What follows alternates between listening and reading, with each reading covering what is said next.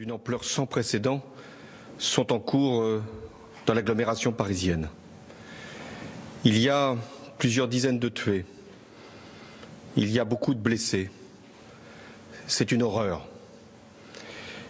Nous avons, sur ma décision, mobilisé toutes les forces possibles pour qu'il puisse y avoir la neutralisation des terroristes et la mise en sécurité de tous les quartiers qui peuvent être concernés.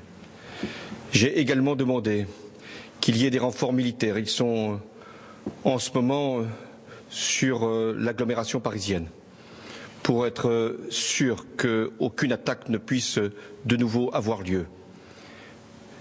J'ai également convoqué le Conseil des ministres. Il va se tenir dans quelques minutes. 2 décisions seront prises. L'état d'urgence sera décrété, ce qui veut dire que certains lieux seront fermés, la circulation pourra être interdite et il y aura également des perquisitions qui pourront être décidées dans toute l'Île-de-France. L'état d'urgence, lui, sera proclamé sur l'ensemble du territoire. La seconde décision que j'ai prise, c'est la fermeture des frontières. Nous devons nous assurer que personne ne pourra rentrer pour commettre quelque acte que ce soit.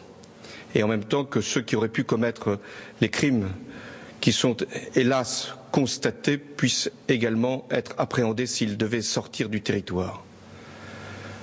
C'est une terrible épreuve qui, une nouvelle fois, nous assaille. Nous savons d'où elle vient, qui sont ces criminels, qui sont ces terroristes.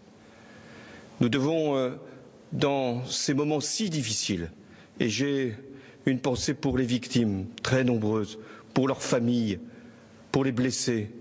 Nous devons faire preuve de compassion et de solidarité. Mais nous devons également faire preuve d'unité et de sang-froid. Face à la terreur, la France doit être forte, elle doit être grande, et les autorités de l'État fermes, nous le serons.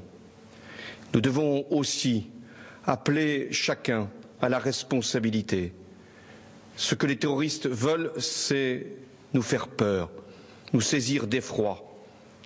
Il y a effectivement de quoi avoir peur, il y a l'effroi, mais il y a, face à l'effroi, une nation qui sait se défendre, qui sait mobiliser ses forces et qui, une fois encore, saura vaincre les terroristes.